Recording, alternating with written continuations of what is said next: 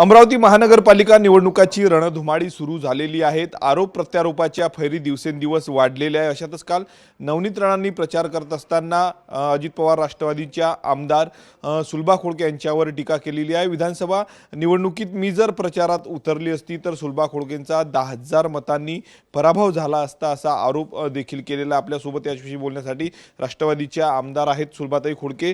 ताई, कसं पाहता प्रचार सुरू झालेला आहे? दुसरीकडे नवनीत राणांनी म्हटलेलं आहे की ज्या आमदार 2,000 मतांनी निवडून आला त्यांच्या विरोधात जर मी प्रचार केला असता तर 10,000 मतांनी त्यांचा पराभव झाला असता। आज अशी परिस्थिती की अमरावती महानगरपालिकेची निवडणूक लागलेली आहे आणि 2024 मध्ये विधानसभेची निवडणूक झाली आणि त्या विषयाला आता परत त्याला हे करणं हे चुकीचं आहे। मला असं वाटते त्या माजी खासदार आहेत आणि त्या पराभव झाल्यामुळे त्या नैराश्य याच्यात गेल्या असल्यामुळे अशा पद्धतीचं विधान करत आहे आणि त्यांना काही हे नव्हतं ना, कारण निवडणुकीमध्ये सगळ्यांना प्रचार करायची, सभा घेण्याची मुभा असते। प्रत्येकजण आपापल्या पक्षाचं या ठिकाणी प्रचार करत असतो। परंतु आजच आपल्या अमरावती शहरामध्ये जर आपण चित्र बघितलं तर आपण कुठल्या पक्षाचे आमदार आहे पक्षाचा पदाधिकारी आहे आणि दुसरं आपण बघितलं नवरा कुठल्या पक्षाचा आहे। आता सहकार्याची निवडणूक आहे, सहकार्याच्या पाठीशी उभं राहिलं पाहिजे। हे दोन दाम्पत्य आहे अमरावती महानगरपालिकेचे पूर्ण शहराचा सत्यानाश करण्यासाठी या ठिकाणी आहे आणि आज आपण बघतोय की या ठिकाणी बीजेपीचे उमेदवार आहे त्या ठिकाणी जाऊन नवऱ्याच्या पक्षाचा ठिकाणी प्रचार करतात। म्हणजे यांना काय सुबुद्धी सुचली का दुर्बुद्धी म्हणायला काही हरकत नाही, पण आज त्यांची अवस्था अशी झाली आहे की ते दोघा नवरा बायकांना काही समजत नाही आहे। त्या ठिकाणी असणाऱ्या सहकार्याच्या निवडणुकीसाठी पाठीशी उभं राहायला पाहिजे। या ठिकाणी मी ते आमदार झालेली आहे, 1 वर्ष झाले मी आमदार आहे, 5 वर्ष मी आमदार राहणार आहे। त्याच्यामुळे कुठे या गोष्टीला काही अर्थ नाही आहे। केलं असतं, नाश्ता केलं त्या ठिकाणी माहीत आहे सन्माननीय अजितदादांनी त्या ठिकाणी नवनीत राणाला खासदारकीचे त्या ठिकाणी उमेदवारी दिली होती लोकसभेच्या वेळेस। त्यावेळेस त्या निवडून आल्या, त्यावेळेस मोदी साहेबांवर टीका केली होती। मग आता कशाला अजितदादावर टीका करता? अरे तेव्हा ते अजितदादा होते म्हणून तुम्ही खासदार तरी झाल्या, आता का बरं पडल्या? मग म्हणजे मोदी साहेबांच्यावर टीका केली होती, मग शेवटी मोदी साहेबाच्याच पक्षात गेले तुम्ही आणि आज म्हणताय की मी 10,000 पराभव करायचा होता ना। आता 2029 मध्ये बघू ना कोण कोणाचा पराभव करतात। निवडणूक सध्या महानगरपालिकेची सुरू आहे। प्रचारात देखील तुमच्या राष्ट्रवादीने आघाडी घेतलेली आहे। काय चित्र असणार आहे, काय सांगणार? गेल्या 4-5 महिन्यापासून संजयराव खोडके साहेब असेल, मी असेल, आमचे सगळे पक्षाचे राष्ट्रवादी काँग्रेस पक्षाचे पदाधिकारी आहे।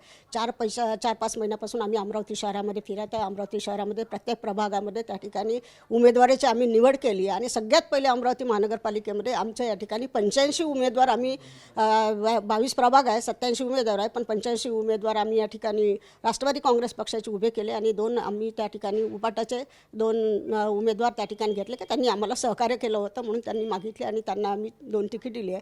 त्याच्यामुळे या ठिकाणी असणारा पक्षाचा प्रचार हा 4 महिन्यापासून चालू झाला आहे। मी आमदार असल्यामुळे अमरावती विधानसभा मतदारसंघ असो की अमरावती शहर असो, महानगरपालिकेच्या माध्यमातून मिटिंग घेऊन महानगरपालिकेचे जे काही प्रश्न आहे त्या ठिकाणी या ठिकाणी असणारा प्रत्येक भागाचा विकास करण्याचं मी काम केलं आहे।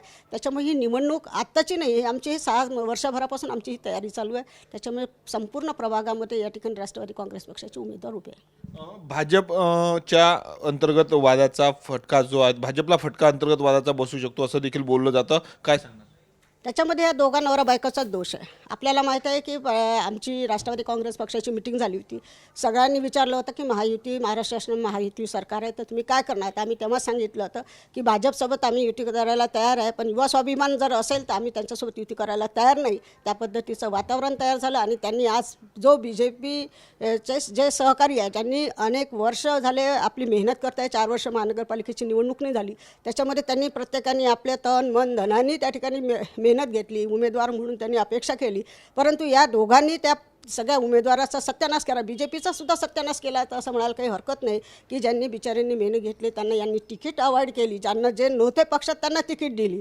म्हणजे अशा वाद्यातून BJPचा जो काही आज आहे, खरंच BJPचे लोक खूप चांगलं काम करत होते, काम करत आहे। मलाही त्यांनी महायुतीमध्ये असताना त्यांनी मला सहकार्य केलं, पण आज त्यांची परिस्थिती वाईट वाटतं की ज्यांनी मेहनत घेतली त्यांना तिकीट नाही मिळाली आणि या दोघा नवरा बायकांनी पूर्ण BJPचा सत्यानाश केला असं मला या ठिकाणी सांगायचं होतं। शेवटला प्रश्न, आता तुम्ही स्वतंत्र लढतायत, महायुतीतले 3-4ही घटक पक्ष, युवा स्वाभिमानची युती भाजपसोबत त्यांनी देखील आता उमेदवार उभे केलेले आहेत। जेव्हा सत्ता स्थापन होईल तेव्हा एकत्र येण्याचा जर प्रश्न आला तर तेव्हा काय तुमची रणनीती असणार आहे, काय अटी शर्ती?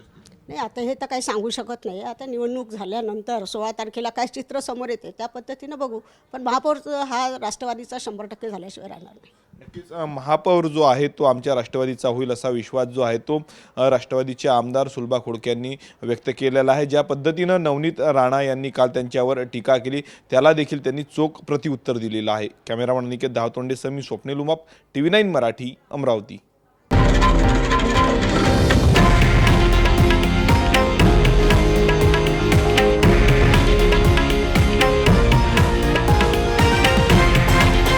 हे आहे देशातील नंबर 1 न्यूज नेटवर्क आणि आपण पाहत आहात TV9 मराठी, एकमेव.